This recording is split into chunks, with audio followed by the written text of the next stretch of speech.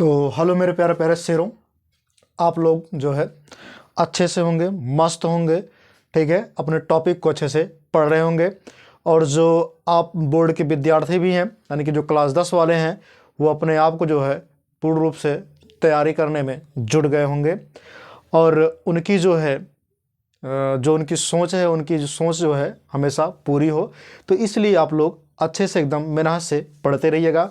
तो मेरे रसगुल्लों, चलते हैं। आज हम एक नए जो है चैप्टर का शुरुआत करते हैं, जो कि इसमें जो है 2 शॉर्ट होने वाले हैं। तो पहले शॉर्ट में आपका जो है केवल पौधों के बारे में रहेगा, उसके बाद दूसरे शॉर्ट में केवल आपके मनुष्य के बारे में रहेगा, ठीक है। तो जो चैप्टर है आपका बायोलॉजी से ही है, ठीक है, यानी कि अध्याय 7वां है ये, जो कि अगर वैसे देखा जाए बायोलॉजी से तो ये आपका तीसरा चैप्टर है, ठीक है, जो कि चैप्टर का नाम है जीव जनन कैसे करते हैं।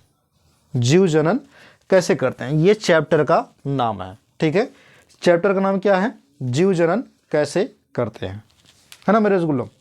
तो आइए देखते हैं कि जीव जनन कैसे करते हैं, ये आपके चैप्टर का नाम है। तो इन्हीं नामों के आधार पर हम क्या करते हैं, जीव के जनन के बारे में जान लेते हैं, ठीक है। चैप्टर का नाम है आपका जीव जनन कैसे करते हैं, ठीक है। यानी जो जीव होते हैं वो जनन कैसे करते हैं, यानी कि मनुष्य जो होता है ये जनन कैसे करता है, ये इसमें जो इम्पॉर्टेंट चीज़ें हैं वही आपको पढ़ाई जाएंगे, ठीक है। तो हम बात करें यहाँ पे हाउ डू ऑर्गेनिज्म,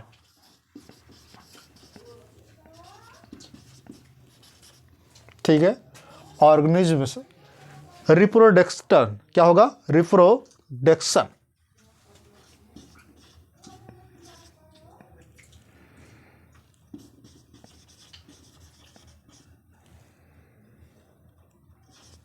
ठीक है। रिप्रोडक्शन भी बोलते हैं, रिप्रोडक्ट भी आप कह सकते हैं, ठीक है, रिप्रोडक्शन भी आप कह सकते हैं इसको। अब अगर हम बात कर लें इसके जनन के बारे में, रिप्रोडक्टिव के बारे में, ठीक है, या फिर रिप्रोडक्शन के बारे में, तो इसमें कई चीज़ें आ सकती हैं। रिप्रोडक्शन की अगर हम बात करें मेरे रसगुल्लों, तो इसमें कई चीज़ें आ सकती हैं। सबसे पहली चीज़ क्या है इसमें, तो ध्यान क्या रखना है, जैसे मान लीजिए हमने कहा जीव जनन कैसे करते हैं, तो इसमें जनन की बात आ रही है। किसकी बात आ रही है? जनन की, यानी कि रिप्रोडक्टिव की बात आ रही है। तो जनन की अगर हम बात करें सबसे पहले, तो इसकी परिभाषा बनेगी। क्या बनेगी? परिभाषा, यानी जनन किसे कहते हैं, रिप्रोडक्शन किसे कहते हैं, या फिर रिप्रोडक्टिव किसे कहते हैं, ठीक है। तो रिप्रोडक्शन की अगर हम बात करें, किसकी बात करें? रिप्रोडक्शन, यानी कि जनन की बात करें। किसकी बात करें? जनन की। तो जनन किसे कहते हैं ये आप ध्यान में रखिएगा, यानी अपने समान संतान को उत्पन्न करना जनन कहलाता है, ठीक है। तो क्या लिखेंगे आप? अपने समान संतान को उत्पन्न करना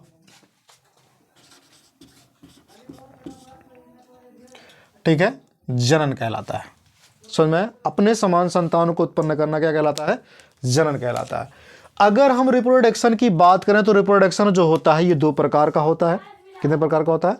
2 प्रकार का होता है, ठीक है। रिप्रोडक्शन जो होता है ये 2 प्रकार का होता है।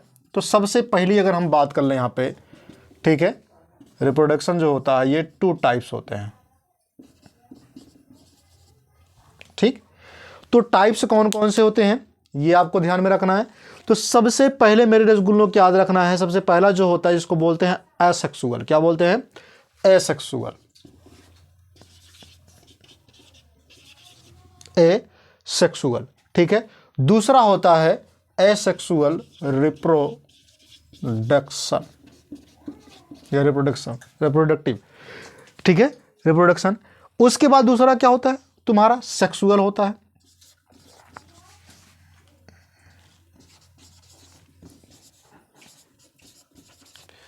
रिप्रोडक्शन, ठीक। यानी तुम्हारा जो हो गया पहला ये और दूसरा ये, हमने कहा कि जो जनन होता है इसे हम दो भागों में डिवाइड करते हैं। कितने भागों में? दो भागों में।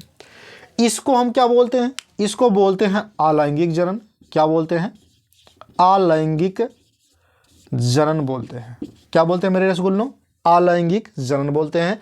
इसको हम क्या बोलते हैं? तो इसको बोलते हैं लैंगिक जनन। क्या बोलते हैं? लैंगिक जनन। क्या बोलते हैं? लैंगिक जनन। ध्यान दीजिएगा, ये लैंगिक जनन जो होता है, अगर हम बात करें लैंगिक जनन की, तो ये दो चीज़ों में होता है। लैंगिक जनन किस में होता है? दो चीज़ों में होता है। तो होता कौन किस किस चीज़ में है? पहली चीज़ तो मनुष्य में होता है, यानी कि ह्यूमन में, यानी कि मानव में, इनह्यूमन। ठीक। दूसरा चीज किस में होता है? फ्लावर्स में, यानी कि पुष्पीय पौधों में भी होता है। ठीक है, फ्लावर प्लांट। ठीक है, यानी कि पुष्पीय पौधों में ये लैंगिक जनन होता है। तो इसके बारे में हम, ठीक है, बाद में पढ़ेंगे। सबसे पहले हम क्या करते हैं? पढ़ लेते हैं हम किसके बारे में? अलैंगिक जनन के बारे में। किसके बारे में? अलैंगिक जनन के बारे में हम पढ़ लेते हैं। तो देखिए भैया, हालांकि दोनों में अंतर आता, तो दोनों का अंतर अभी यहीं पे डिफाइन करके आपको बता देता हूं। ठीक है, दोनों में अंतर। उससे पहले आपको पढ़ना क्या क्या है इसमें, अलैंगिक जनन में आपको पढ़ना क्या क्या चीज़ है, वो मैं आपको डिफाइन करके बता दे रहा हूं कि इसमें क्या क्या चीज़ें पढ़नी है। उससे ज़्यादा फालतू नहीं आपको पढ़ना है। ठीक है, सबसे पहले चीज़ अगर मैं बात करूं तो अलैंगिक जनन में पढ़ना क्या क्या चीज़ें हैं, उसमें आपका आ जाएगा। इसमें अगर हम बात करें,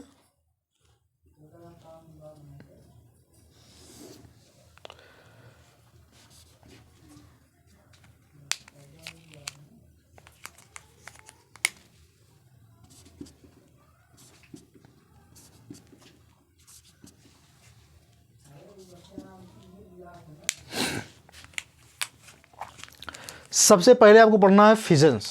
क्या पढ़ना है? फिजन्स।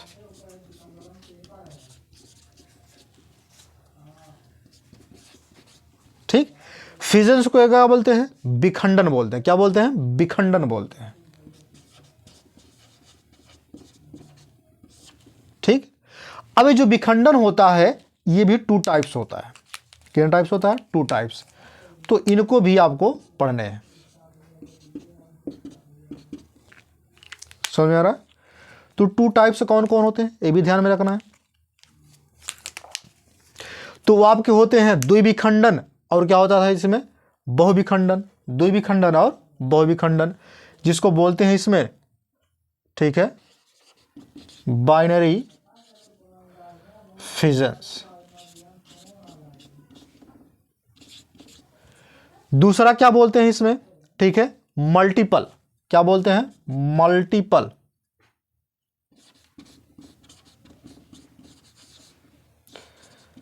फिजन्स।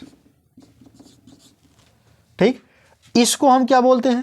इसको बोलते हैं द्विविखंडन या द्विखंडन, द्विविखंडन। इस वाले को हम क्या बोलते हैं? बहुविखंडन। ठीक, अब आगे चलते देखते हैं। ये तो रहा इन दोनों में ये चीजें पढ़नी है। अगला है तुम्हारा मुकुलन। क्या पढ़ना है? मुकुलन, जिसको बोलते हैं आप बडिंग।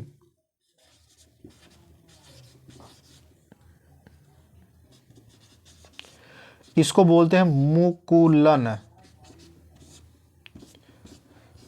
ठीक, अगला आपको क्या पढ़ना है? मुकुलन हो गया, उसके बाद क्या पढ़ना है? खंडन पढ़ना है। क्या पढ़ना है? खंडन। क्या पढ़ना है? खंडन, जिसको क्या बोलते हैं आप? फ्रैगमेंटेशन।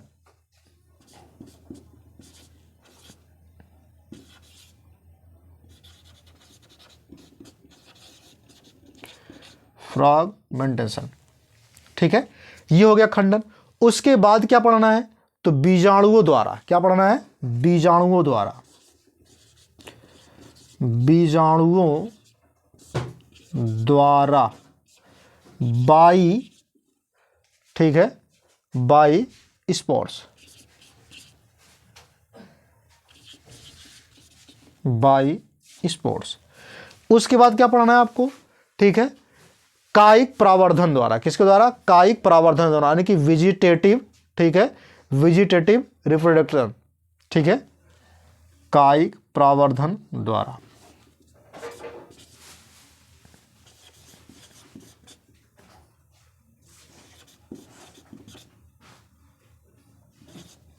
वेजिटेटिव, ठीक है, प्रोपेगेशन भी बोलते हैं इसको।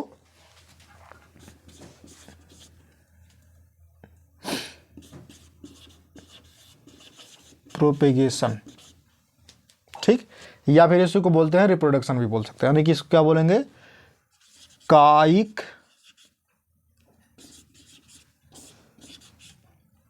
प्रावर्धन या जनन एक ही होता है, कायिक प्रावर्धन द्वारा। ठीक, इतने चीज आपको इसमें पढ़ने हैं। उसके बाद कायिक प्रावर्धन में आपको दो तरह से पढ़ने हैं। क्या चीजें पढ़नी है? दो तरह से चीजें पढ़नी है। यानी कायिक प्रावर्धन जो होता है ये दो प्रकार का होता है। एक होता तुम्हारा कृत्रिम, दूसरा होता तुम्हारा क्या चीज? आर्टिफिशियल वाला, ठीक है। यानी आर्टिफिशियल हो गया और क्या बोलते हैं उसको? नेचुरल बोलते हैं, ठीक है। यानी कि प्राकृतिक कायिक जनन भी होता है इसमें, प्राकृतिक कायिक जनन, जिसको बोलते हैं क्या चीज? नेचुरल वेजिटेटिव, ठीक है। दूसरा क्या होता है? रिप्रोडक्शन। दूसरा तुम्हारा होगा आर्टिफिशियल,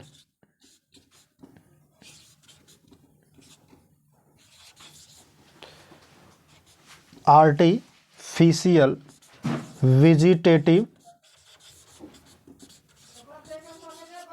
रिप्रोडक्शन, ठीक।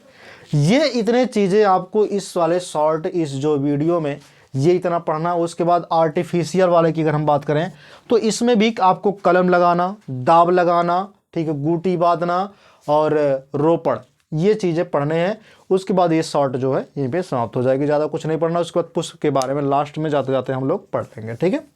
तो चलिए अब हम करते हैं क्या चीज़, ज़्यादा ना देर करते हुए इन सबको स्टार्ट करते हैं। सबसे पहले हम देखते हैं कि लैंगिक जनन और अलैंगिक जनन में अंतर क्या है, ठीक है, जो आपको लिखने हैं।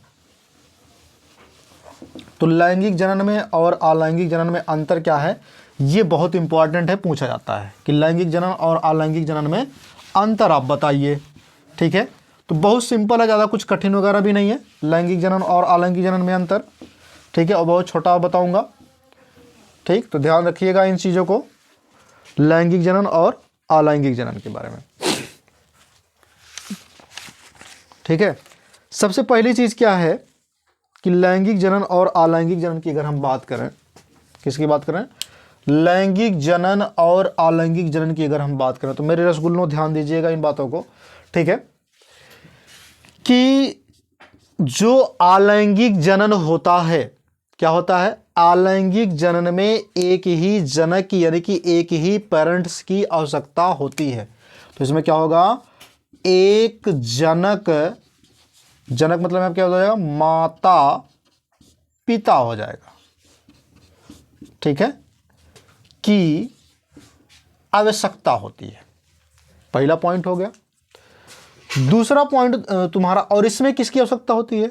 इसमें दो की आवश्यकता होती है, यानी कि इस वाले में दो जनक की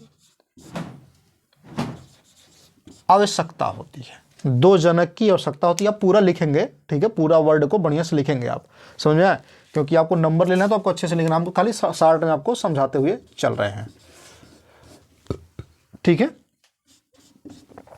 आगे क्या होगा? ये इनसे जो उत्पन्न संतानें होंगे, जो अलैंगिक जनन से उत्पन्न संतानें होंगे, वो एकदम अपने मम्मी पापा की तरह होंगे। कहते हैं ना, एक कहावत कहा जाता है ना हमारे देहातों में, कि कहते हैं जैसे माई वैसे धिया, जैसे काकर वैसे बिया। सेम कंडीशन वही है कि अलैंगिक जनन में क्या होता है कि उत्पन्न संतानें, इसमें उत्पन्न संतानें अपने जनक के समान होते हैं। ठीक, और इसके उत्पन्न संतानें कैसे होते हैं? तो ध्यान दीजिएगा, इसमें जो उत्पन्न संतानें होते हैं यानी कि लैंगिक जनन में ये क्या होते हैं? जनक से भिन्न होते हैं। क्या होते हैं? जनक से भिन्न होते हैं। समझ में आया?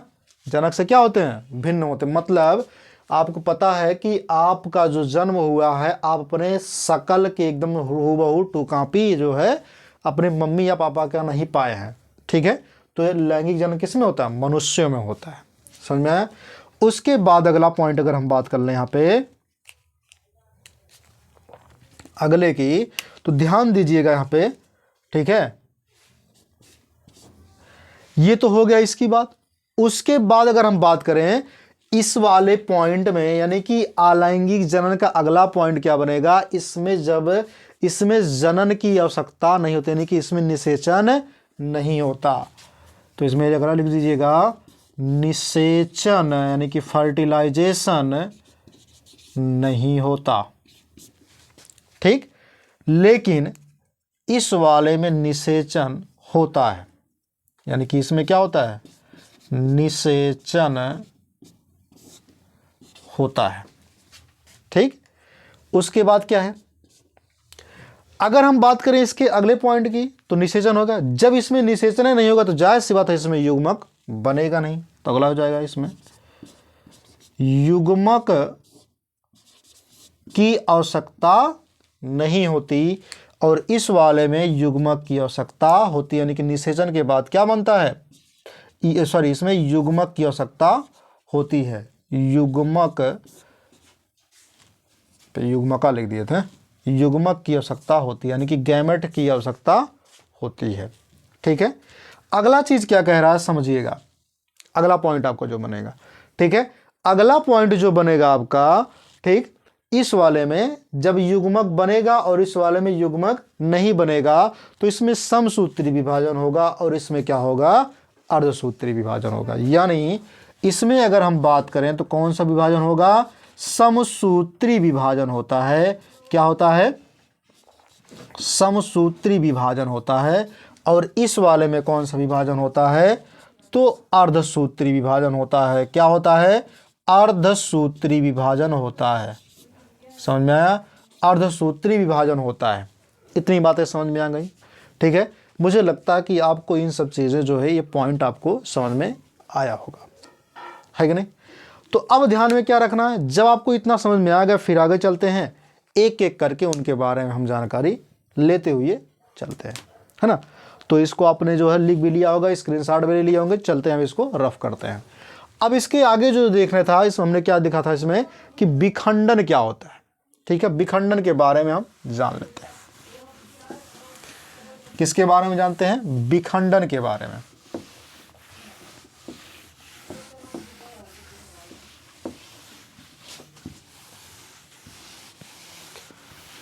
चलो भाई विखंडन देखते हैं।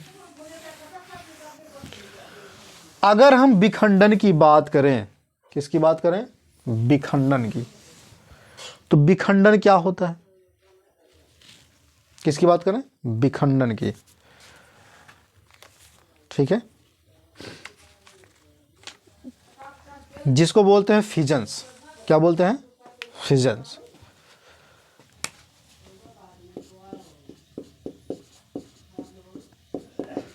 फिजन, ठीक, यानी ये हो जाएगा तुम्हारा विखंडन।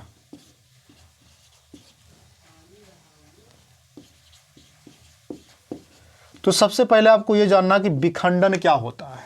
सिंपली भाषा में अगर समझाऊंगा विखंडन को, तो एक ऐसे वर्ड को अगर बताऊं कि एक ऐसी विधि होती है। विखंडन क्या है? एक विधि है। विखंडन क्या है? एक विधि है। इस विधि में क्या होता है कि जो परिपक्व जीव होता है उसका विभाजन 2 या 2 से अधिक भागों में हो जाता है।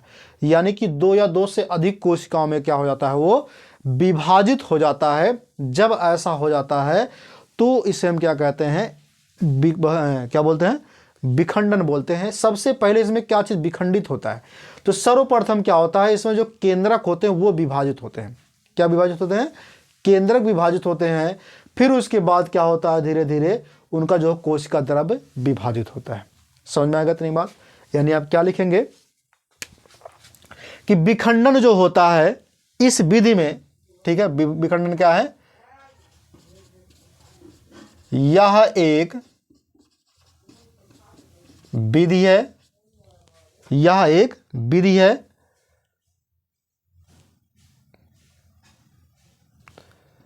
जिसमें जीवों, जिसमें जीव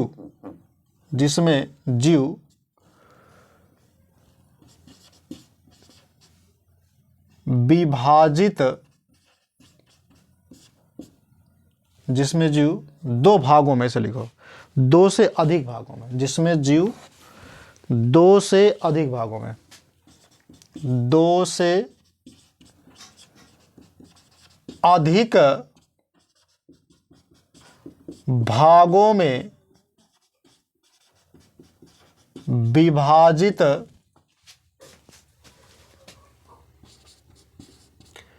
हो जाते हैं, ठीक है, हो जाते हैं। सर्वप्रथम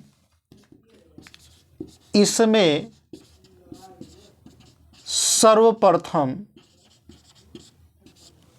सर्वप्रथम केंद्रक विभाजित होता है,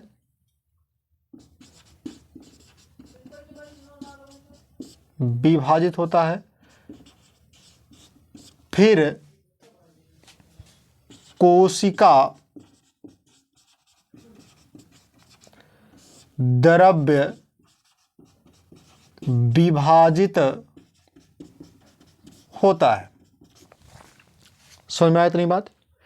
जब कोशिका द्रव्य विभाजित हो जाएगा तो इस विधि को, ठीक है, ये तुम्हारा क्या कहलाएगा, विखंडन कहलाएगा। यह एक कोशिकीय जंतु में पाया जाता है। किसमें पाया जाता है, एक कोशिकीय जंतु में पाया जाता है। किसमें पाया जाता है, एक कोशिकीय जंतुओं में पाया जाता है। किसमें पाया जाता है, एक कोशिकीय जंतुओं में।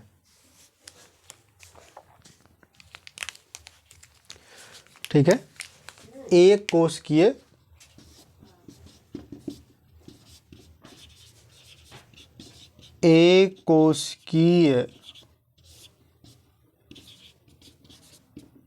जंतुओं में। ठीक, जैसे इसमें तुम्हारे क्या क्या चीज आ सकते हैं, जैसे हो गया तुम्हारा अमीबा हो गया, ठीक है, क्या हो गया, अमीबा हो गया, पैरामीशियम हो गया, युगलीना हो गया। जैसे इसमें अमीबा, पैरामीशियम, युगलीना, बाकी ईटीसी। ठीक, ये सब तुम्हारे क्या होते हैं, इसके एग्जाम्पल आ जाते हैं। समझ में आया। अब उसके बाद अगर हम बात करें, विखंडन जो होता है ये दो प्रकार का होता है। कितने प्रकार का होता है, दो प्रकार का होता है। विखंडन जो होता है हमने कहा कि ये दो प्रकार का होता है। कितने प्रकार का, दो प्रकार का। इसके पहले भी हमने आपको बताया था। ठीक है, एक होता तुम्हारा क्या होता है, बाइनरी फिजन्स होता है।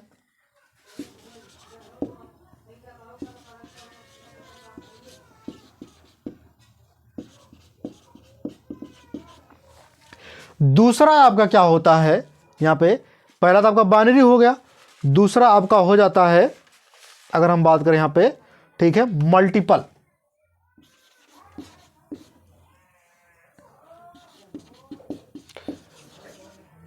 मल्टीपल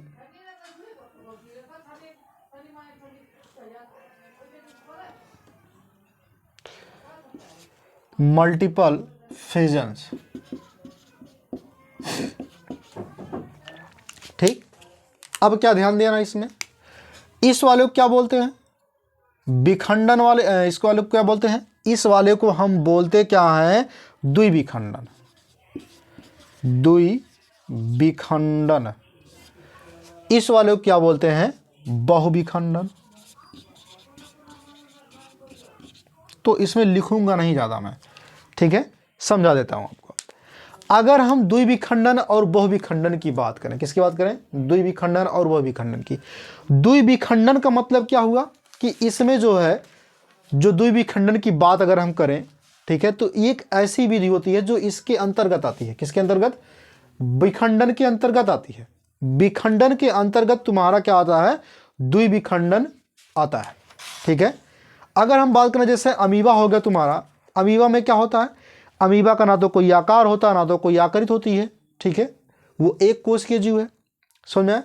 अब ध्यान देना क्या चीज़ है, ये जो है जैसे प्रोटोजोआ हो गया तुम्हारा, ठीक है, प्रोटोजोआंस वाले होते हैं, जैसे अमीबा, पैरामीशियम आदि जो है में देखा जाता है।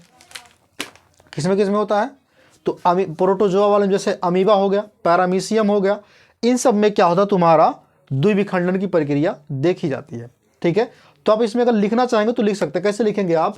कि यह कुछ प्रोटोजोआ जैसे, ठीक है, अमीबा और पैरामीशियम आदि में देखा जाता है।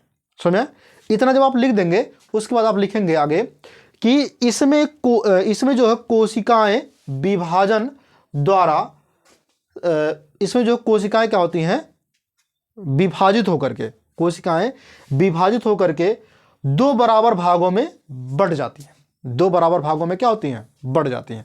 यानी कि इनकी जो कोशिकाएं होती हैं वो एक कोशिका से, जैसे मान लीजिए एक कोशिका ये तुम्हारा, ठीक है, तो ये बढ़ जाती हैं, दो भागों बराबर भागों में बढ़ जाती हैं। तो इसे हम क्या कहते हैं? तुम्हारा दो बराबर भागों में जब बढ़ जाती हैं तो सबसे पहले जो प्रक्रिया होती है, इनमें पहले केंद्रक का विभाजन होता है, फिर उसके बाद क्या होता है? इसमें क्या नाम है? कोशिका द्रव्य का विभाजन होता है, जिसको बोलते हैं आप साइटोप्लाज्मा बोलते हैं, ठीक है। उसके बाद जब इसका विभाजन हो जाएगा तुम्हारा साइटोप्लाज्मा का, तो तुम्हारा क्या कहलाएगा? वो ये द्विविखंडन की प्रक्रिया कहलाएगी। जैसे मैं आपको एक एग्जाम्पल के जरिए मैं आपको बना करके समझा देता हूँ अच्छे से, ठीक है। जैसे मान लीजिए अमीबा है, तो हमने क्या कहा कि अमीबा का ना तो कोई आकार होता है, ना तो कोई आकृति होती है। जैसे मान लीजिए आप कैसे भी करके अमीबा को बना सकते हैं। इसमें जो है इसके क्या होते हैं? केंद्रक वगैरह होते हैं, ठीक है। तो यही जो केंद्रक होता है, सबसे पहले क्या होता है? केंद्रक का विभाजन होता है। तो ये धीरे धीरे क्या होता है? ये आगे की तरफ बढ़ता है। जब ये धीरे धीरे आगे की तरफ बढ़ेगा तो क्या होगा? इसके जो है कूटपाद वगैरह होते हैं, ठीक है। यहाँ पे कूटपाद हो गए हैं, खाद्य रिक्तिका होते हैं इसके, ठीक है। तो ये क्या होगा? धीरे धीरे क्या होगा? अब ये लंबा होगा, ये जो क्या नाम है केंद्रक जो होंगे धीरे धीरे ये लंबे होंगे, ठीक है। उसके बाद अगला स्टेप क्या आएगा? तो धीरे धीरे क्या होगा कि केंद्रक जो है लंबा हो चुका होगा।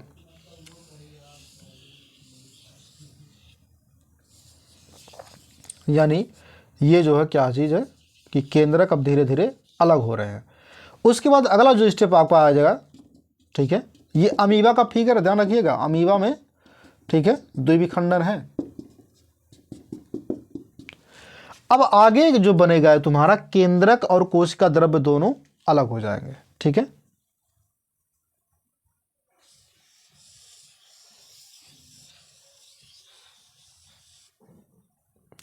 यहां पे केंद्रक अलग हो गया, अभी कोशिका द्रव्य नहीं हुआ। अब क्या होगा? इसका दो भागों में ये टूट जाएंगे। समझ में आया? जब दो भागों में ये टूट जाएंगे तो इनके केंद्रक और ये कोशिका द्रव्य अलग अलग हो जाएंगे। क्लियर होगा? सबसे पहले केंद्रक का विभाजन हुआ। किसका विभाजन हुआ? केंद्रक का विभाजन हो रहा है।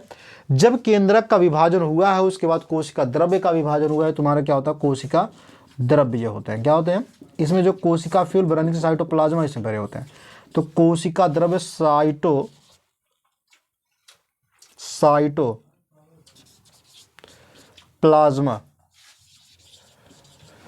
साइटोप्लाज्मा फिर बाद में बढ़ जाते हैं, ठीक है। तो ये रहा तुम्हारा क्या चीज? द्विविखंडन। क्या रहा? द्विविखंडन। यानी एक बार फिर से मैं आपको रिपीट कर दे रहा हूं कि यह कुछ प्रोटोजोआ जैसे अमीबा, पैरामीशियम आदि में पाया जाता है, ठीक है। इसमें कोशिकाएं विभाजित होकर के दो समान भागों में बट जाती हैं। इसमें कोशिकाएं विभाजित होकर के दो समान भागों में बट जाती हैं।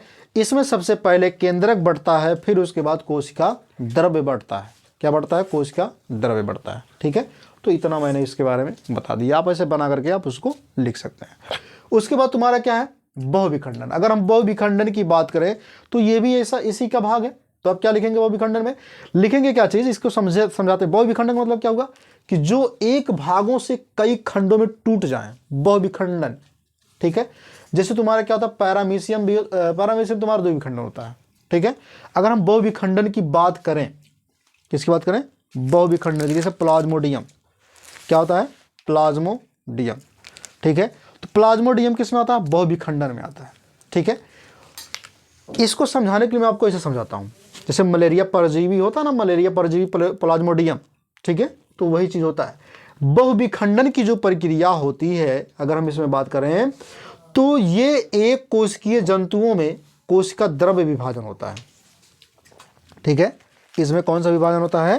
कोशिका द्रव्य, यानी जो एक कोशिकीय जीव है, जैसे प्लाज्मोडियम है तुम्हारा मलेरिया परजीवी। ठीक है, मलेरिया परजीवी जो होता है प्लाज्मोडियम, इसमें कुछ जंतुओं में, यानी कि कुछ एक कोशिकीय जंतुओं में कोशिका विभाजन, ठीक है, कोशिका विभाजन होकर सूक्ष्म विखंडन बना लेते हैं। जब ये सूक्ष्म विखंडन बना लेंगे तो इसमें क्या होगा? अनुकूल परिस्थितियां जब आएगी, जब इसका अनुकूल परिस्थितियां आएंगी तो कोशिका आवरण जो है फटने पर इनका विखंडन हो जाएगा। ठीक है, यानी क्या होंगे? अगर हम प्लाज्मोडियम की बात करें, किसकी बात करें? प्लाज्मोडियम की।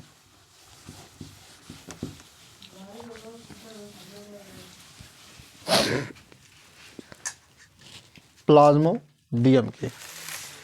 ठीक है, जैसे प्लाज्मोडियम ये होता है ना, तो इसके ऊपर वाला जो हिस्सा होते हैं ऐसे करके होगा।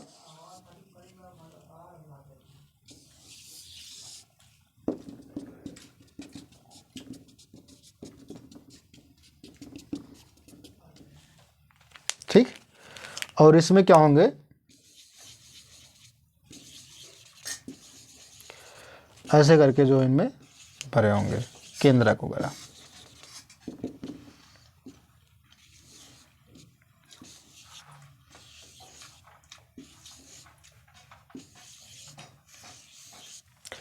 ठीक, अब यही क्या होगा कि ये कोशिका द्रव्य क्या होंगे? जैसे मान लीजिए कोशिका द्रव्य है इसमें ना, अगर हम बात करें, जब अनुकूल परिस्थितियां आ जाएगा, कौन सी परिस्थितियां आएंगी? अनुकूल परिस्थितियां, तब ये क्या होंगे?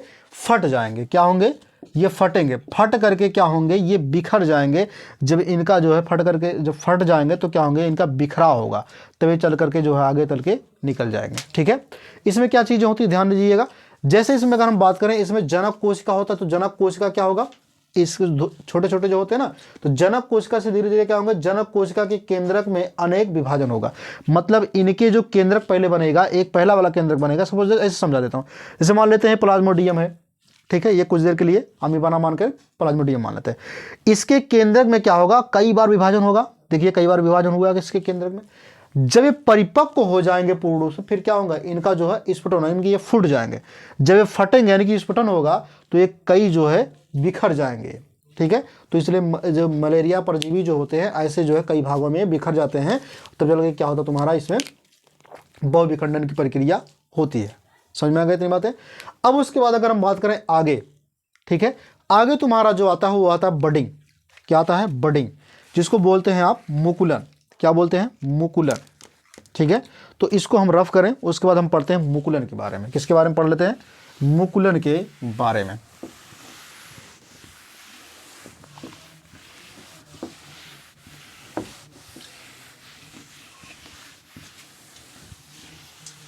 चलिए, अब अगर हम मुकुलन की बात करें मेरे रसगुल्लों, ठीक है, किसकी बात करें? मुकुलन की।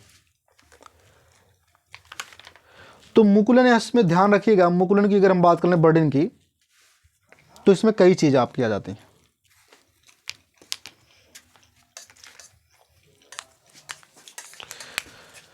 मुकुलन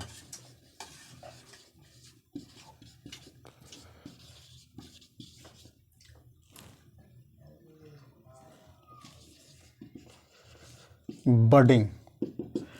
अगर हम मुकुलन की बात करें, किसकी बात कर लें? मुकुलन की। ध्यान दीजिएगा मुकुलन वाले पे। ठीक है, तो इसमें देखिए क्या चीजें आ सकती हैं। मुकुलन दो चीजों से हो सकता है। मुकुलन की जो प्रक्रिया है इसमें दो चीजें हो सकती हैं। एक हाइड्रा में मुकुलन होता है और ईस्ट में मुकुलन होता है। आपसे पूछा जाएगा कि हाइड्रा में मुकुलन बताइए और ईस्ट में मुकुलन बताइए। ठीक है, तो दोनों चीजें ध्यान में रखिएगा। ये मुकुलन जो होता है ये अलैंगिक के अंतर्गत आता है। किसके अंतर्गत आता है? अलैंगिक के अंतर्गत आता है। किसके अंतर्गत आता है? अलैंगिक जनन होता है। क्या होता है? अलैंगिक जनन होता है। मुकुलन क्या होता है? अलैंगिक जनन होता है। आगे क्या चीज है कि मुकुलन जो होता है ये ईस्ट हो गया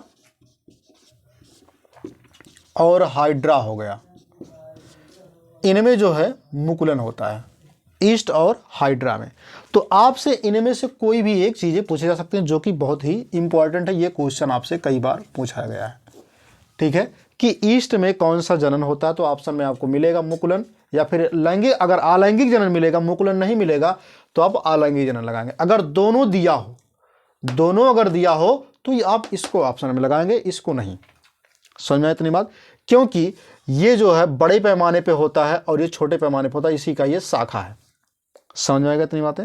अब ध्यान दीजिएगा, अगर आपसे कह दिया गया कि हाइड्रा में मुकुलन बताइए, हाइड्रा में मुकुलन बताइए, तो आप हेडिंग लगा लेंगे हाइड्रा में मुकुलन। क्या लगा लेंगे? हाइड्रा में मुकुलन। और इसमें हाइड्रा का फिगर बनाएंगे। ध्यान दीजिएगा हाइड्रा वाले में क्या चीज होता है मैं आपको बता देता हूं, ठीक है। सपोज दैट जैसे ये हाइड्रा का फिगर है, हालांकि फास्ट में बनाऊंगा थोड़ा,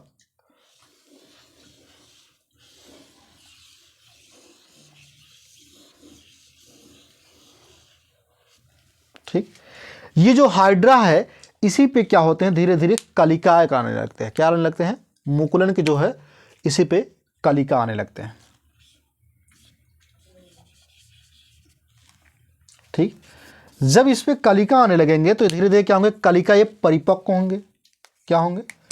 परिपक्व होंगे।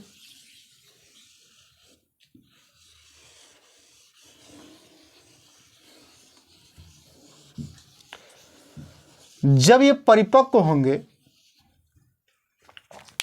ठीक है, अब ये किस अवस्था में आ गए? परिपक्वन अवस्था में।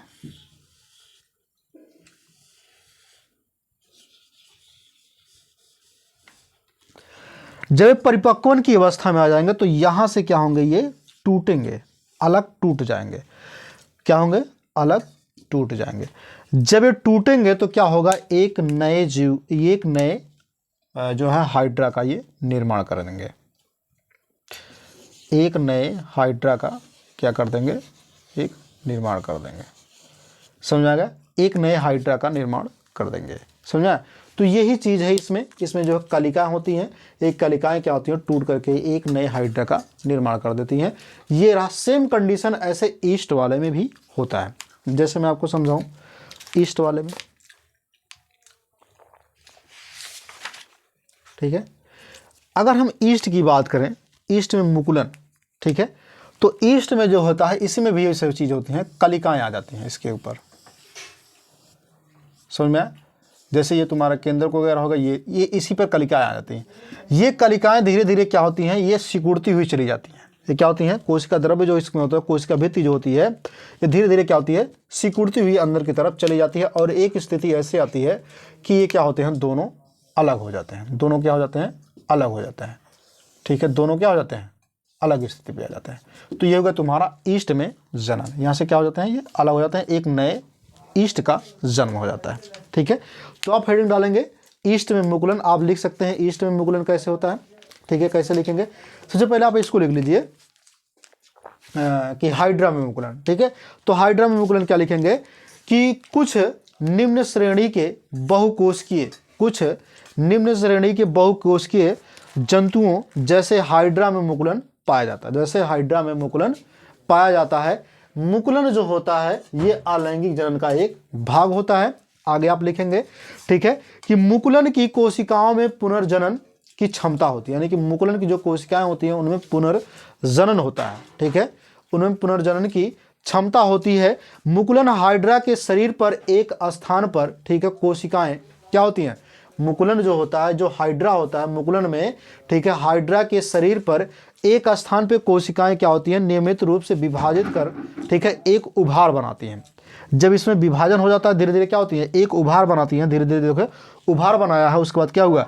जैसे जैसे उभार बनाए हैं, उभार बनाती हैं, ठीक है, उभार बनाती हैं, जिससे एक कलिका तैयार होता है। वो कलिका बाद में चल करके अलग होकर के, ठीक है, हाइड्रा से अलग होकर के एक नया हाइड्रा बना लेता है, एक नए जीव का हाइड्रा बना लेता है। ठीक है, तो आप फिगर बना लेंगे ऐसे करके, उसके बाद नीचे लिखेंगे हाइड्रा में मुकुलन, तो आपका कंप्लीट हो जाएगा। समझ में आया? उसके बाद है ईस्ट में मुकुलन। किसकी बात करें मेरे रसगुल्लों? ईस्ट में मुकुलन। तो आप लिखेंगे ईस्ट में कि यह जो है ईस्ट की अगर हम बात करें, ठीक है, तो ईस्ट के मुकुलन की बात करें। किसकी बात करें? ईस्ट में मुकुलन। तो अब उसमें भी ईस्ट वाले में आप ऐसे करके आप बना सकते हैं। ठीक है, तो उसको नीचे लिखेंगे आप ईस्ट में मुकुलन। अगर हम बात करें ईस्ट में मुकुलन की, तो इसमें कुछ बातें ये हैं कि इसके जो केंद्रक भी होते हैं वो भी धीरे धीरे क्या होते हैं? अलग होते हैं। ठीक है, इसमें रिक्तिकाएँ होती हैं। इसमें दो चीज़ें होती हैं। जैसे मान लीजिए इसके ऊपर जो है ये हो गया, तो ये वाला हिस्सा क्या होता है तुम्हारा? रिक्तिका होता है। ये तुम्हारा केंद्रक होता है। समझ में? तो धीरे धीरे क्या होते हैं, यही ऊपर जाने लगता है, अलग होने लगता है दोनों। ठीक है, दोनों साइड से क्या होते हैं? अलग होने लगते हैं। अब मैं आपको लिखवाता हूं, कैसे लिखना कि ईस्ट जो होता है, ईस्ट में जनन मुकुलन द्वारा होता है, या जो कि अलैंगिक जनन का एक हिस्सा है। ठीक है, तो आप ऐसे लिखेंगे। दूसरा आगे लिखेंगे क्या चीज कि इनकी जनक कोशिका का केंद्रक अनुकूलन परिस्थितियों में, किसमें? केंद्रक अनुकूल परिस्थितियों में, जो केंद्रक होते हैं अनुकूल परिस्थितियों में विभाजित हो जाते हैं। इनके केंद्रक क्या होते हैं? अनुकूल परिस्थितियों में क्या होते हैं? विभाजित हो जाते हैं। जब ये विभाजित हो जाएंगे, ठीक है, यानी कि जब इनका विभाजन हो जाएगा, तो इनके बाद जो है कोशिका पर, इनके बाद कोशिका पर, यानी कि विभाजन के बाद कोशिका पर, ठीक है, एक मुकुल बनाते हैं, यानी कि एक बड़ बनते हैं। ध्यान रखना, एक इसके ऊपर क्या बनेंगे? धीरे छोटे छोटे एकदम पूरा बड़ बनते हैं। सेम कंडीशन वैसे जैसे सूरन आप खाते हैं। ठीक है, सूरन जो जमीन से निकला रहता है ना, तो उसमें देखेंगे उसके सूरन के ऊपर जो छोटा छोटा ऐसे गोल टाइप सा और बना रहता है, उसे क्या बोलते हैं? बड़ बोलते हैं। ठीक है, यानी कि मुकुल बोलते हैं। तो धीरे धीरे उन पर क्या होता है? एक मुकुल, यानी कि जिसको बोलते हैं कलिका। ठीक है, तो कली टाइप क्या होता है? उनके ऊपर बन जाते हैं। ठीक है, जब वो धीरे धीरे कलिका टाइप बन जाते हैं, बर्ड टाइप बन जाते हैं, तो वो क्या होते हैं? जनक से अपने अलग हो जाते हैं। जब वो जनक से एक स्टेज से आगे, जब जनक से अलग हो जाएंगे, तब वो चल करके एक नए ईस्ट का निर्माण कर लेंगे। जैसे मैंने बोला है वैसे आप लिख सकते हैं अपनी भाषा में भी। ठीक है, तो ये रहा ईस्ट और मुकुलन में जनन, जो कि मैंने आपको बता दिया। ठीक है, तो आप इतना जान गए। आगे क्या है? आगे आपका पढ़ेगा, ठीक है, जो कि अगली हेडिंग थी आपका खंडन। क्या था? खंडन। तो चलिए खंडन की अगर हम बात करें, इस किसकी बात कर लें? खंडन की। किसकी बात कर लें मेरे रसगुल्लों? खंडन की। ठीक है, तो खंडन में भी कई चीजें आती हैं।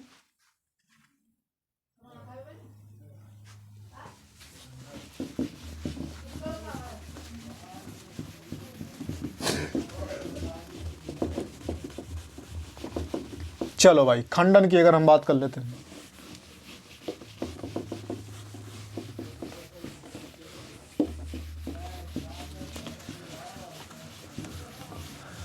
किसकी बात कर लें? खंडन की।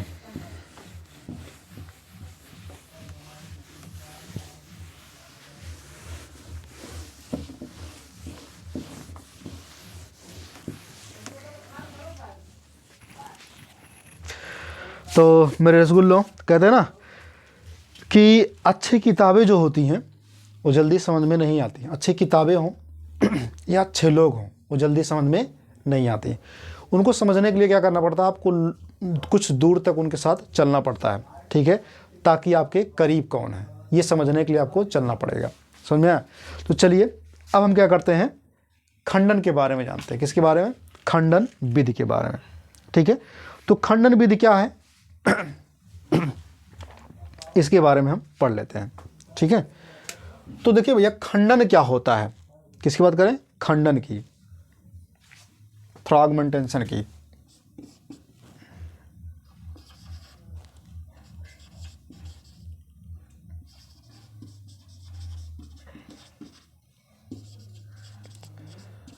खंडन, देखो अगर हम खंडन की बात कर लें, किसकी बात कर लें? खंडन की। ठीक है, तो खंडन में क्या क्या चीजें हो सकती हैं, ध्यान ये देना है। ठीक है, सबसे पहले चीज, खंडन क्या होता है? एक विधि होती है। खंडन क्या है तुम्हारा? एक विधि होता है। खंडन क्या है? एक विधि है। एक विधि है खंडन क्या है? एक विधि है। जो ये खंडन की प्रक्रिया होती है, विधि तो है ही, लेकिन ये बहुकोशिकीय जीवों में होता है। किसमें होता है? बहुकोशिकीय जीवों में। किसमें होता है? बहुकोशिकीय में होता है। किसमें होता है? बहुकोशिकीय में होता है। ठीक है। बहुकोशिकीय में होने के साथ साथ क्या होता है, इनके जो है वृद्धि जो होते हैं, जब ये वृद्धि करने लगते हैं तो क्या होता है, इनके केंद्रक 2 या 2 से अधिक इनके जो होते हैं, क्या नाम है, जीव पूर्ण वृद्धि करके 2 या 2 से अधिक खंडों में क्या होते हैं, टूट जाते हैं। इनके कहने का मतलब क्या है, समझाते हैं आपको।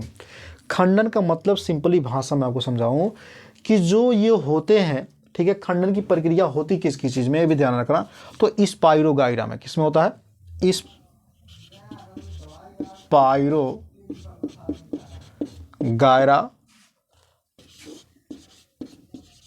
Rhizopus,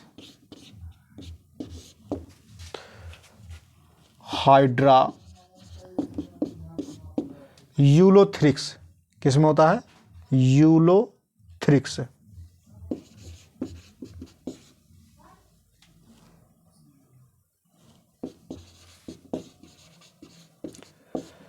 Ulothrix.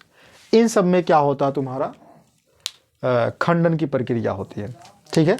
इनमें क्या होता है, ये जब बड़े धीरे धीरे क्या होते हैं, जैसे मान लीजिए क्या होते हैं, ये धीरे धीरे ये जो जीव होते हैं धीरे धीरे क्या होते हैं, परिपक्व होने के बाद, परिपक्व जैसे जैसे होते हैं, लास्ट में क्या होता है, ये अपने 2 या 2 से अधिक भागों में खुद टूट जाते हैं। जब ये टूट जाएंगे 2 या 2 से अधिक भागों में, तो क्या हो जाता है, इनके पश्चात क्या होता है, ये धीरे धीरे वही उनका कोई एक भाग, ठीक है, एक जीव का रूप ले लेता है। समझाते हैं आपको ऐसे, जैसे मान लीजिए कुछ देर के लिए हाइड्रा आपका होगा। ठीक है। हाइड्रा क्या होगा, जैसे मैंने आपको हाइड्रा बना करके आपको दिखाया था। ठीक है। तो हाइड्रा की बात कर रहे हैं, और इसमें हमने एक चीज, हाँ, स्पाइरोगाइरा बना करके दिखा देते हैं ना। स्पाइरोगाइरा जो होता है, ध्यान दीजिएगा,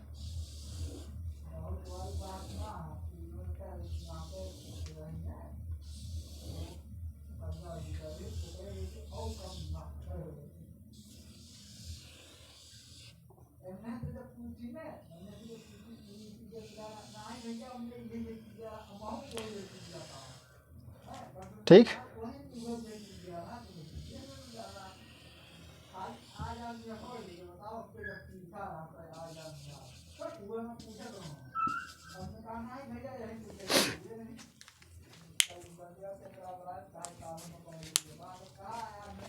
अब यही क्या होंगे, यहाँ धीरे धीरे परिपक्व होने के बाद ऐसे बीच से टूट जाएंगे। जब ये बीच से टूटेंगे तो 2 स्पाइरोगाइरा बना लेंगे, 2 स्पाइरोगाइरा बनाएंगे। ठीक है। आपके पास बुक होगा तो थोड़ा बुक से देख करके इसको बना लीजिएगा। ठीक है। हम आपको समझाने के लिए केवल बना देना, नहीं समझ में आ रहा है तो हाइड्रा का बना लीजिएगा, उसमें भी होता है। समझ में आया?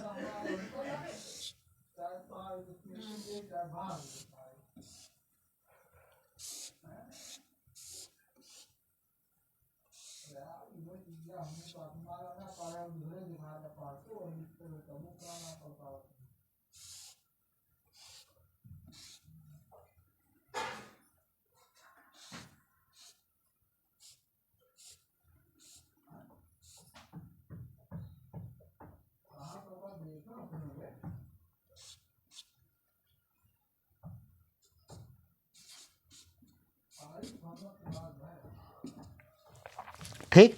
देख रहे हैं कि एक स्पाइरोगाइरस धीरे धीरे बड़े होकर के क्या हुए हैं, ऑटोमेटिक टूट करके जो है ये अलग हो गए। तो आप लिखेंगे क्या खंडन में, कि इस विधि में बहुकोशिकीय जीव पूर्ण वृद्धि करके 2 या 2 से अधिक खंडों में टूट जाते हैं। 2 या 2 से अधिक खंडों में टूट जाते हैं। इसके पश्चात प्रत्येक खंड वृद्धि करके पूर्ण जीव बना लेता है। इसके पश्चात जो है एक क्या नाम है, ये वृद्धि करके पूर्ण जीव एक बना लेते हैं। तो एग्जाम्पल में लिख लेना, जैसे स्पाइरोगाइरा, राइजोपस, हाइड्रा, यूलोथ्रिक्स। ठीक है। ये इतना रहा तुम्हारा खंडन विधि के बारे में। तो खंडन तुम्हारा खत्म हो गया, द्विविखंडन खत्म हो गया, विखंडन खत्म हो गया। अब हम आगे चलते हैं, अगला देखते हैं, जो कि है तुम्हारा क्या नाम है, बीजाणुओं द्वारा, ठीक है, किसके द्वारा? बीजाणुओं द्वारा। अगर हम बीजाणुओं द्वारा की बात करें, किसकी बात कर रहे हैं मेरे रसगुल्लों? बीजाणुओं द्वारा की बात करें तो बीजाणु जो होता है यानी कि बीजाणु द्वारा कैसे चीज़ें होती हैं, तो राइजोपस में जो बीजाणु द्वारा ये प्रक्रिया होती है, ठीक है। तो आइए इसको क्या करते हैं, हम रफ करें, उसके बाद हम इसके बारे में भी जान लेते हैं बीजाणु द्वारा, ठीक है। ज़्यादा कुछ बड़ा नहीं है लेकिन है तो इम्पॉर्टेंट भाई, तो इसको ज़रूर पढ़ना पड़ेगा और आपको लिखना भी पड़ेगा, है ना। तो अगर हम बीजाणु की बात करें यानी कि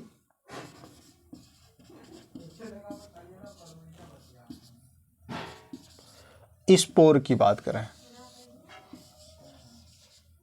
ठीक है, तो इसके द्वारा कैसे होता है? जैसे मान लीजिए हमने क्या कहा कि राइजोपस में बीजाणु द्वारा जो होता है, ये राइजोपस की प्रक्रिया अगर हम बात करें,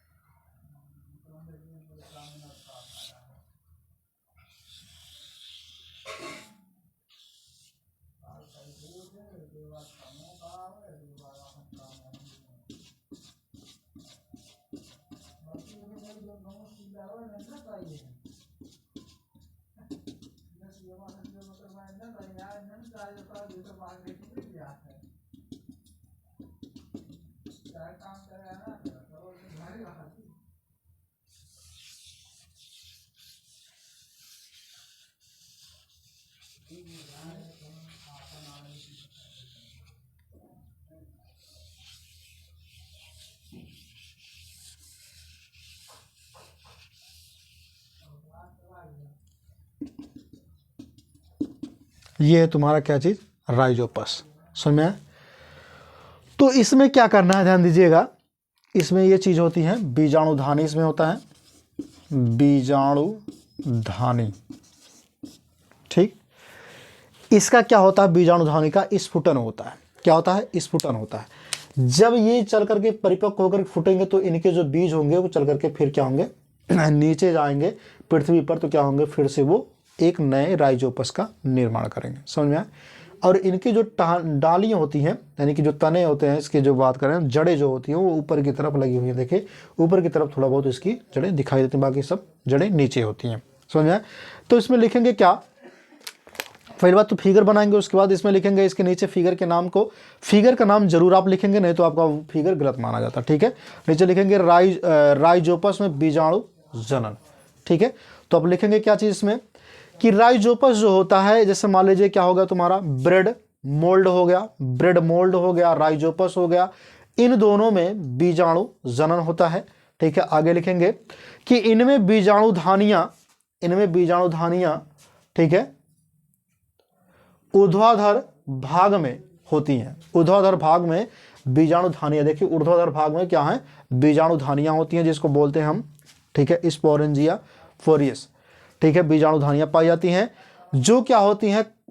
जो काली होती हैं लेकिन गोल भी होती हैं। कैसी होती हैं? काली होती हैं लेकिन गोल होती हैं। इन्हें हम क्या बोलते हैं? बीजाणुधानी भी कहते हैं। क्या कहते हैं? बीजाणुधानी भी कहते हैं। तो बीजाणुधानियां किसमें पाई जाती हैं? ऊर्ध्वाधर भाग में पाई जाती हैं, जो कि कैसे होती हैं? गोल होती हैं। कैसे होती हैं? गोल होती हैं, ठीक है।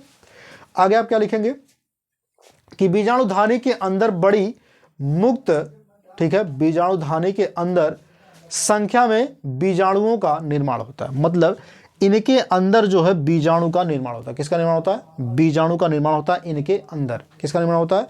बीजाणु का निर्माण होता है, ठीक है। जब बीजाणु का निर्माण होगा, बीजाणु का निर्माण होता है, तो बीजाणुधानी के फटने के बाद, बीजाणुधानी जो है इसके ऊपर जो लगा होता है, इसके बीजाणुधानी के फटने के बाद क्या होते हैं? बीजाणु क्या होते हैं? वो रिलीज हो जाते हैं, ठीक है। यानी कि बीजाणु क्या होते हैं? वो नीचे आ जाते हैं। तो बहुत हल्के होने के कारण ये अपने स्थान से वायु द्वारा क्या होते हैं? एक स्थान से दूसरे स्थान पे चले जाते हैं। इनके जो बीजाणु होते हैं, बीजाणु जो होते हैं वो बहुत हल्के होते हैं, इसलिए क्या होते हैं? वायु द्वारा ये एक स्थान से दूसरे स्थान पे चले जाते हैं और अनुकूल परिस्थितियां पाने पर क्या होते हैं? ये पुनः एक नया राइजोपस बना लेते हैं, ठीक। ये रहा राइजोपस में मुकुल्ला, सॉरी क्या नाम है? बीजाणु जनन, ठीक है, अलैंगिक जनन जिसको बोलते हैं। तो इतना चीजें मुझे लगता है आपको समझ में आ गई। उसके बाद है तुम्हारा कायिक परावर्धन। क्या है? कायिक परावर्धन, ठीक है, जिसको बोलते हैं आप वेजिटेटिव रिप्रोडक्शन। क्या बोलते हैं? Vegetative reproduction. अब हम कायिक परावर्धन की अगर हम बात करें, किसकी बात करें? कायिक परावर्धन की, ठीक है। तो कायिक परावर्धन क्या होता है, यानी कि वेजिटेटिव क्या होता है, इसको समझिएगा। तो कायिक परावर्धन जो होता है, कायिक मतलब क्या होगा, जैसे बोलते हैं काया मतलब शरीर, काया मतलब शरीर, तो उसके बाहरी हिस्से, किसके बाहरी हिस्से को, ठीक है, मनुष्य के नहीं, पेड़ पौधे के, ठीक है, पेड़ पौधे के बाहरी हिस्सों से, पेड़ पौधे के या जंतु के बाहरी हिस्से से, ठीक है, जो किसी भाग से, जैसे जड़ हो गया, तना हो गया, पत्ती हो गया, पुष्प हो गया, इन सब से किसी भी हिस्से से यदि ऐसा जनन होता तो उसे हम क्या कहते हैं? कायिक परावर्धन कहते हैं। मतलब उनसे एक नया पौधा बनता तो उसे हम क्या कहते हैं? कायिक परावर्धन कहते हैं। कायिक परावर्धन दो प्रकार का होता है, कृत्रिम हो गया और क्या नाम है इसमें, प्राकृतिक हो गया। कृत्रिम और प्राकृतिक दो प्रकार के कायिक परावर्धन होते हैं, ठीक है। अब अगर हम कायिक परावर्धन की बात करें तो आपको हमने बताया कि कृत्रिम क्या होता है, जो मनुष्य के द्वारा कराया जाता हो। किसके द्वारा? मनुष्य के द्वारा जो कराया जाता हो। और प्राकृतिक मतलब क्या होता है? जो प्राकृतिक के रूप में होता है, ठीक है, प्राकृतिक के रूप में होता है। तो कृत्रिम और प्राकृतिक समझ में मुझे लगता है कि आपको थोड़ा बहुत आया होगा, हालांकि पूरा आना चाहिए, थोड़ा बहुत नहीं, ठीक है। तो आप लिखेंगे क्या चीज? कायिक परावर्धन में यही चीज लिखेंगे। जैसे मान लीजिए कोई बोल दिया कि क्या नाम, वेजिटेटिव बताइए, यानी कि कायिक परावर्धन बताइए, तो वेजिटेटिव क्या होता है इसको भी देख लीजिएगा ध्यान से, ठीक है। अगर हम वेजिटेटिव की बात करें, अभी इसमें बहुत फिगर बनाना पड़ेगा भैया हमको, ठीक है।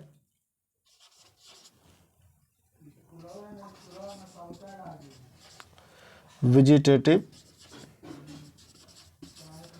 रिप्रोडक्शन, अगर हम वेजिटेटिव रिप्रोडक्शन की बात करें, किसकी बात करें? वेजिटेटिव रिप्रोडक्शन यानी कि कायिक परावर्धन की बात करें, तो आप क्या कहें, हम क्या बोले हैं कि ये कायिक परावर्धन जो होता है ये अलैंगिक जनन का प्रकार होता है, जिसमें, ठीक है, पौधे के एक किसी भी भाग से, पौधे के किसी भी भाग से एक नए, ठीक है, पौधे के किसी भी भाग से, तो ब्रैकेट में आप लिख लेंगे जड़, तना, पत्ती, ठीक है, इनके द्वारा किसी भी भाग से, ठीक है, क्या होते हैं, एक नए पौधे का निर्माण होता, तो क्या कहलाता है? कायिक परावर्धन कहलाता है।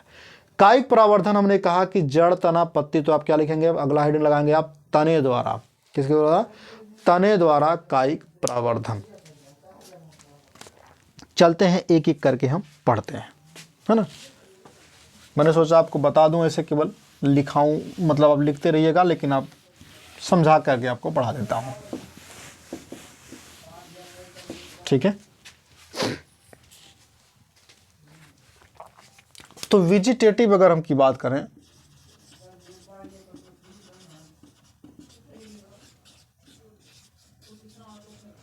रिप्रोडक्शन की, वेजिटेटिव रिप्रोडक्शन, तो ध्यान दीजिएगा। सबसे पहले हमने क्या कहा कि आपको हमने बता दिया कि इसकी चीजों के द्वारा इनमें होता है जनन।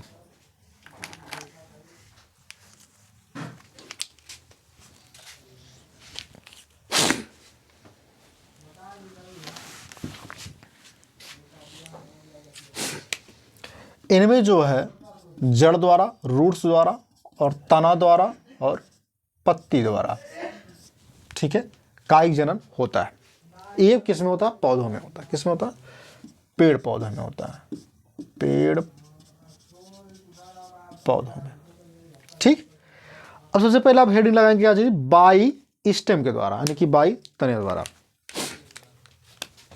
बाई स्टेम, तने द्वारा। तो तने द्वारा की अगर हम बात करें तो जैसे मान लीजिए तुम्हारा क्या हो जाएगा? आलू। आलू क्या तुम्हारा? तना है। आलू क्या है? तना है, ठीक है। तो आलू जिसको बोलते हो आप पोटैटो, ठीक है। आलू में क्या होता है? इसमें जो है आंखें होती है। आलू में क्या होता है? आंखें की जो है निकलती हैं, और इसमें कलिका भी होती हैं, ठीक है, जड़ें होती हैं और आंखें निकलती हैं, जिसको बोलते हैं कंद भी निकलता है। क्या निकलता है? कंद, ठीक है। सपोज जब मैं आपको फिगर बना करके इसे समझाते चला जाऊंगा, आप जैसे मैं समझाऊंगा वैसे आप लिख भी सकते हैं उसको, कोई दिक्कत नहीं होगा। जैसे मान लेते हैं ये आलू है,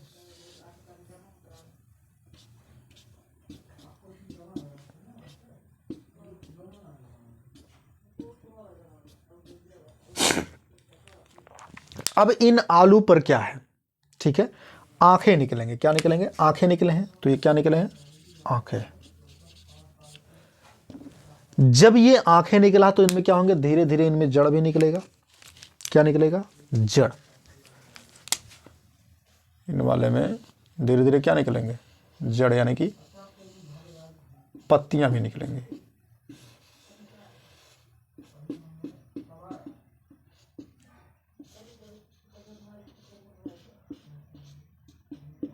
ठीक, क्या निकलेंगे? पत्तियां निकलेंगे।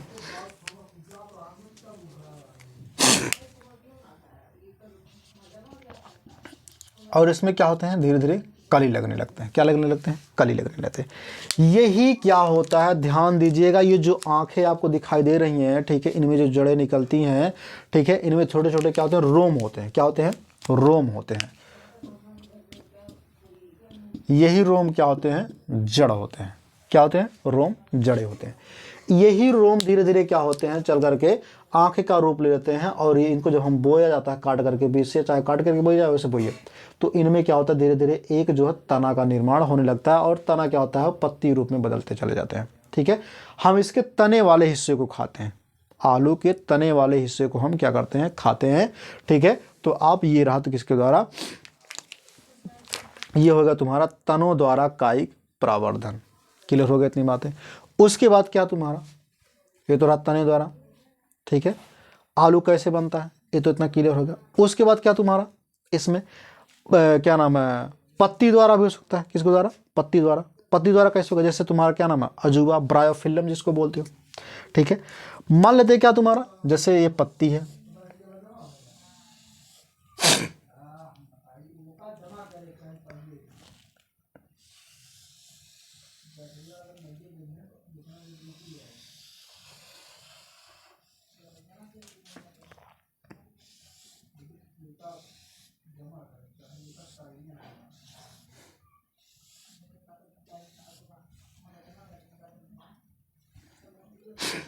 ये मान लेते हैं ब्रायोफिल्म है। क्या है? ब्रायोफिल्म। ये तुम्हारा क्या था? आलू।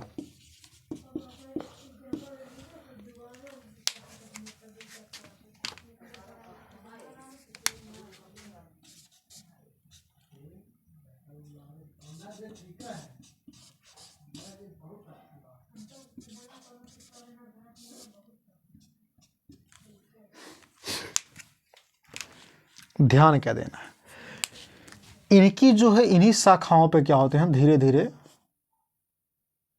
ठीक है, कलिका निकलने लगते हैं इन्हीं शाखाओं पर, कहीं से भी।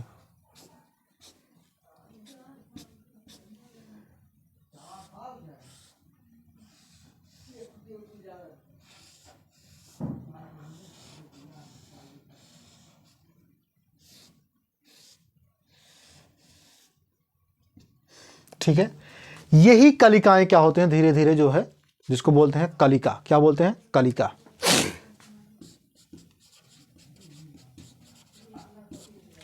यही कलिका क्या होते हैं? धीरे धीरे जो है निकल करके एक नए अजूबा, ब्रायोफिल्म मतलब होता है अजूबा, एक नए अजूबा का निर्माण कर लेते हैं। ठीक है, यही कलिका। धीरे धीरे इनके पत्तियों पर क्या होते हैं? कलिका आ जाते हैं। समझा?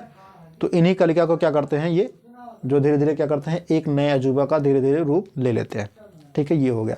उसके बाद क्या है तुम्हारा? एक तुम्हारा क्या था? पत्तियों द्वारा था। क्या था? पत्तियों द्वारा। ये था तुम्हारा पत्तियों द्वारा जनन। उसके बाद क्या तुम्हारा? तने द्वारा। अगर हम तने द्वारा की बात करें, ठीक है, तो तने द्वारा भी तुम्हारा हो गया। ठीक है, जड़ द्वारा भी बाकी है, तो जड़ द्वारा देख लो। ठीक है, जिसको क्या बोलते हो? By roots. क्या बोलते हो? By roots.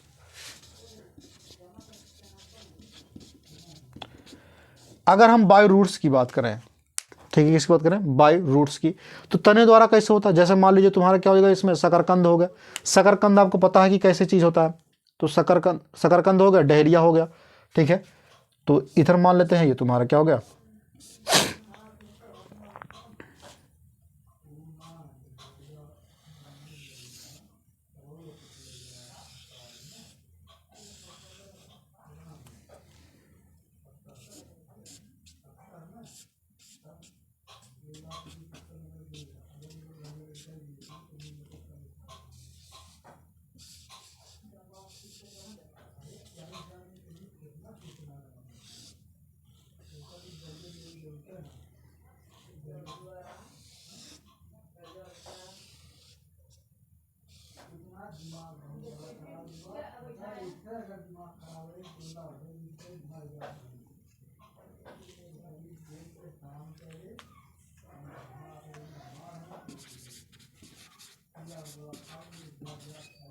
ये है शकरकंद। ठीक है, तो शकरकंद में क्या देख रहे हैं आप कि जड़ द्वारा क्या होता है, कायिक प्रवर्धन हो रहा है।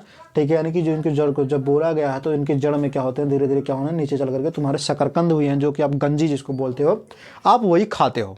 ठीक है, तो ये जड़ें क्या होती हैं, धीरे धीरे ऊपर की तरफ ये क्या होती हैं, फैलती जाती हैं, इनकी ऊपरी जड़ें। ठीक है, ऊपर की जो जड़ें होती हैं, जड़ें ऊपर ही इनकी होती हैं, हालांकि नीचे क्या होता है, आपकी गंजी होता है जो कि आप खाते हो उसको खींच करके। ठीक है, शकरकंद जिसको बोलते हैं। डहेलिया में भी वही चीज़ होता है, जैसे मतलब डहेलिया में भी वही चीज़ होता है। ठीक है, लेकिन इनकी जड़ें क्या होती हैं, जो मिट्टी होती है, मिट्टी के ऊपर जो है चल मतलब जो है ऊपर दिखाई देती हैं, लेकिन नीचे क्या होती है, इनकी जो है शकरकंद के जो खाने वाला हिस्सा होता है, जो कि क्या होता है, तुम्हारा जड़ होता है, इसको हम क्या बोलते हैं, कली का जड़ बोलते हैं। क्या बोलते हैं, कली का जड़ बोलते हैं। ठीक है, तो ये रहा इसके बारे में, मैंने आपको बता दिया।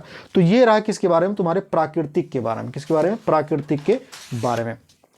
आइए अब जान लेते हैं कृत्रिम के बारे में, जो कि आपके लिए बहुत ही इंपॉर्टेंट है। ठीक है, तो कृत्रिम के बारे में क्या चीज़ें हैं, इनके बारे में आप ऐसे बना करके, ठीक है, अब अगर आ जाएगा तो बनाएंगे आप फिगर बनाने के बाद क्या करेंगे आप उसको, ठीक है, लिखेंगे भी थोड़ा बहुत जो आपको जानकारी है, समझ में। तो आइए अब देखते हैं आर्टिफिशियल वाले में। आर्टिफिशियल वाला भैया थोड़ा टफ है। ठीक है, इसको अच्छे से क्या करना, हमें लिखना भी पड़ता है और देखना भी पड़ता है। हम केवल फिगर बना करके आपको समझा देंगे। सबसे पहले तुम्हारा आ जाता है कटिंग। क्या आ जाता है, आर्टिफिशियल में इसमें कई प्रकार के होते हैं। ठीक है, मैं आपको इसमें जो आपको लिखा था केवल वही उतना आपको बताऊंगा भी, है ना। तो मैंने आपको 4 बताया था।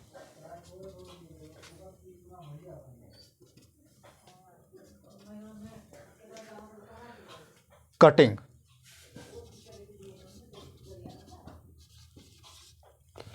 ठीक है, कटिंग हो गया, जिसको बोलते हो आप क्या चीज, कलम लगाना।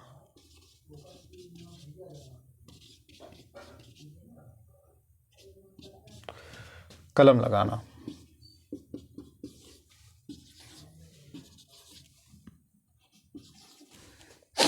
दूसरा क्या है तुम्हारा, दाब लगाना, लेयरिंग।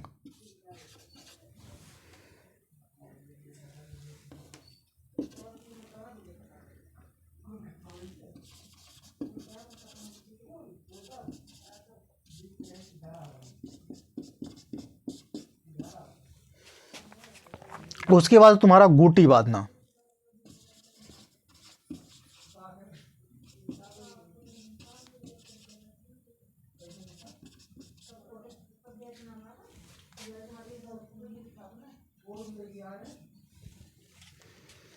उसके बाद है रोपण, ग्राफ्टिंग।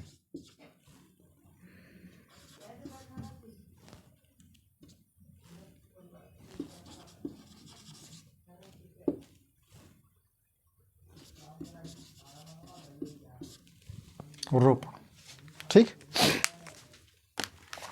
अब क्या ध्यान देना है, सबसे पहले चीज अगर हम बात करें कटिंग की, ठीक है, तो कटिंग में क्या क्या चीज आती है, इसमें गुलाब हो गया। ठीक है, क्या क्या चीज आती है, गुलाब, गन्ना,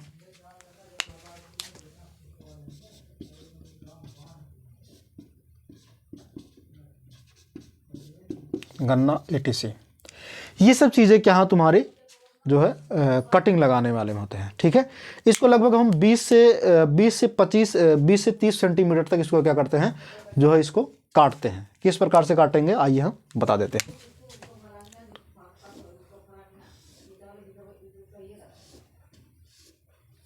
इस प्रकार से, ठीक है, ऐसे करके हम क्या करते हैं, इसको काट लेते हैं।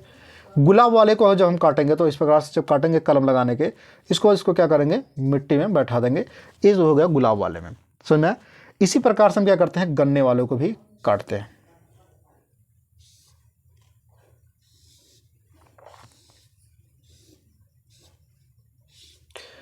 लगभग कितना काटेंगे, 20 से 30 सेंटीमीटर तक। जब इतना हम काट लेंगे, इसको फिर क्या करेंगे, बैठाएंगे। जब बैठाएंगे तो इसी गन्ने में से क्या होगा, एक नया, ठीक है, गन्ना तैयार होगा। और इसी में से भी क्या होता है, एक नया जो है धीरे धीरे क्या होंगे, बनना स्टार्ट हो जाएगा। जैसे इस वाले का हम गुलाब की बात कर रहे हैं, तो इसमें क्या होंगे, कांटेदार ऐसे करके निकलेगा, समझ में? पत्तियां निकलेंगे, धीरे धीरे क्या होगा, एक गुलाब का रूप ले लेगा, एक पेड़ का रूप लेगा। ये होगा किसके द्वारा? कलम के द्वारा। ठीक है, अब उसके बाद हम बात करें लेयरिंग के द्वारा। लेयरिंग कैसे होता है? जैसे चमेली हो गया तुम्हारा, किस में हो गया? चमेली में। किस में होता है? चमेली में। तो चमेली में जो होता है ये लेयरिंग होता है। ठीक है, आप इसमें लेयरिंग करा सकते हो। कैसे कराओगे? जैसे मान लीजिए कोई चीज़ क्या है, लेयर बांधना है आपको। कैसे बांधना है? लेयर बांधना है। ठीक है, लेयरिंग वही होता है। तो चमेली भी आ जाता है उसमें, ठीक है, लीची भी आ जाता है और अनार भी आ जाता है। देखिए चमेली, लीची, अनार, ठीक है, ये दोनों में आते हैं। बूटी बांधने में भी वो चीज़ आता है। देखो चमेली हो गया और अनार हो गया, लीची भी हो गया। ठीक है, ये इसमें भी आ जाता है अभी बनाकर, लेकिन दोनों के फिगर अलग अलग बनेंगे। तो देखिए मेरे कहने का मतलब क्या है कि बूटी बांधने का मतलब क्या है, दाब लगाने का मतलब क्या है, कि दाब कैसे लगाया जाता है। तो मान लेते हैं कोई एक पौधा है, कोई एक पौधा है, ठीक है, इसमें से अच्छे से, इसमें एक टहनी नीचे से आया है, एक टहनी इधर से गया। ठीक है, समझा देते हैं आपको ऐसे।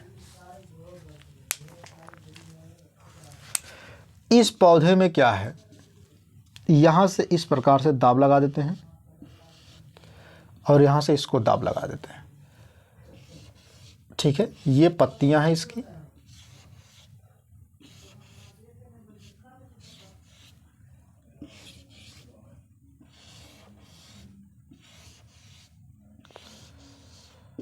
समझ में?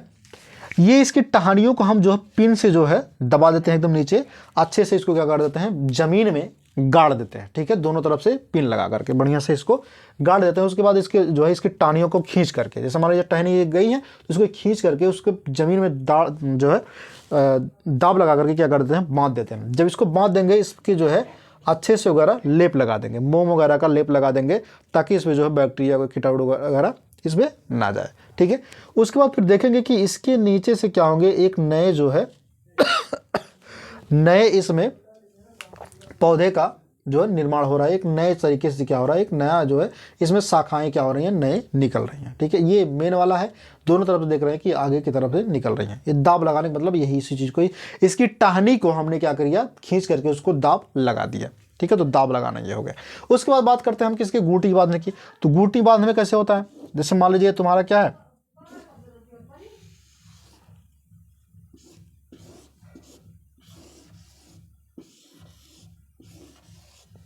तो इस पे हम क्या कर देते हैं, एक मोम वगैरह का, उसके बाद पॉलीथीन लगा देते हैं इस पे मोम का लेप वगैरह, पानी सबसे ऊपर पॉलीथीन लगा देते हैं, ताकि इस पे क्या हो कि कोई बैक्टीरिया जो वगैरह इस पे ना आए।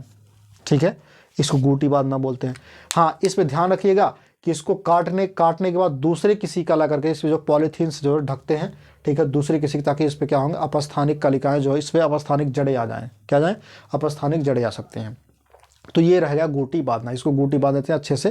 जैसे मान लीजिए ये क्या हो गया ना, सपोज मान लेते हैं इस पे, तो इस पे क्या करते हैं, जैसे प्लास्टर टाइप का, इसे मोटे टाइप में क्या कर सकते हैं, उस पर मोम लगा देते हैं। मोम के लगाने के बाद क्या कर देते हैं, उस पर एलोवेरा वगैरह लगा देते हैं। एलोवेरा लगाने के बाद क्या करते हैं, उसके ऊपर पॉलीथीन लगा देते हैं, ताकि क्या हो कि कोई भी बैक्टीरिया जो वगैरह जो होते हैं, ठीक है, कोई भी जीवाणु उस पर जो संक्रमित ना करे, कि सड़न पैदा ना करे। ठीक है, फिर एक नया जो है क्या होता है, इसमें नए प्रकार की जो है पत्तियां निकल जाती है और वो नए एक पौधे बन जाते हैं। मतलब एक नए पौधे में किसी दूसरे पौधे का जो है काट करके ला करके उसमें क्या करते हैं, हम इंजेक्ट कर देते हैं। तो देखते हैं कि इनके साइड साइड में क्या होते हैं, एक नए नए जड़ें निकल जाते हैं। क्या निकल जाती हैं, एक नए नए जड़ें निकल जाती हैं। तो वही चीज़ है, इसमें भी क्या होते हैं, एक नए नए जड़ें निकलने लगते हैं। समझ में आएगा? तो ये होगा तुम्हारा गूटी बांधना। उसके बाद रोपण। रोपण में क्या चीज़ होता है, रोपण में चीज़ें क्या होती है, जैसे मान लीजिए रोपण में बहुत आसान होता है भैया, कि मान लेते हैं रोपण की जो प्रक्रिया होती है, जैसे मान लीजिए कोई हमको क्या करना है, एक हमने पौधा कोई लिया है, ठीक है, इसको हमने वी के आकार का काट लिया। किसके आकार का, वी के आकार काट लिया। वी के आकार काटिए, चाहे जो है किसी भी आकार के काटिए। जब इसको काटेंगे हम तो क्या करेंगे, वी के आकार का जब काट लिया तो कोई पौधे को, फिर दूसरे किसी पौधे को, मान लेते हैं इसी पौधे को हमको इसमें इंजेक्ट करना है, एक नया पौधा तैयार करना है। ये किसी दूसरे पौधा है, मान लेते हैं कुछ देर के लिए गुलाब का पौधा है, इसका है गुलाब का पौधा, इसको हमने वी के आकार का काट लिया। उसके बाद उस वाले हिस्से को, यानी कि इस वाले हिस्से को इस प्रकार से काटेंगे। ठीक है, यानी कि वी के आकार काटेंगे, ताकि इस पे आकर के क्या हो सके, ये आराम से ऐसे आकर के बैठ सके।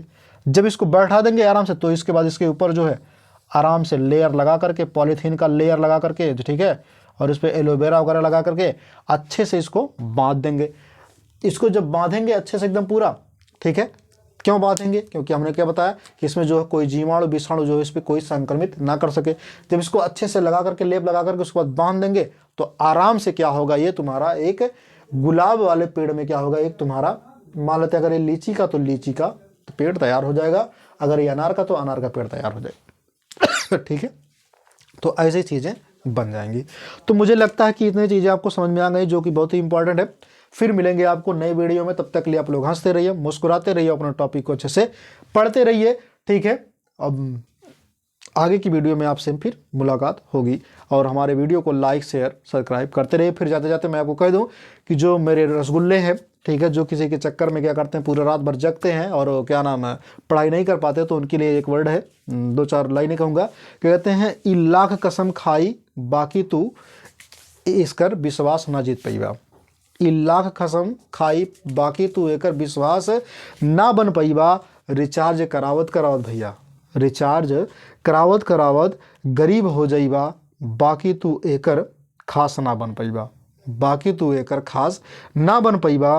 तोहरे सामने ही पढ़ लिख के जेनम एनम कर लई, तोहरे सामने ही पढ़ लिख के जेनम एनम कर लई, लेकिन तू एकरे चक्कर में हाई स्कूल पास ना कर पैबा, लेकिन तू एकरे चक्कर में हाई स्कूल ना पास कर पैबा। तो चलिए भैया, ठीक है, इसी के साथ अपने वीडियो में जैसे कि यहीं तक है, ठीक है, आप लोग लाइक शेयर कर दीजिएगा। ठीक है, वीडियो अच्छी लगी तो ठीक है, बाकी अगर लाइक शेयर करेंगे तो मेरी थोड़ी और हिम्मत बढ़ेगी, मैं अच्छे कंटेंट आपके लिए लेके आऊँगा, अच्छा वीडियो बनाऊँगा। ठीक है, तो ज़रूर आप सपोर्ट कीजिए और बच्चों के पास ज़रूर भेजिए, ताकि सबके पास आप मेरी वीडियो पहुँच सके, वो अच्छे से देख सकें और उनके भविष्य के बारे में चीज़ें उनको मिल सकें। जय हिंद।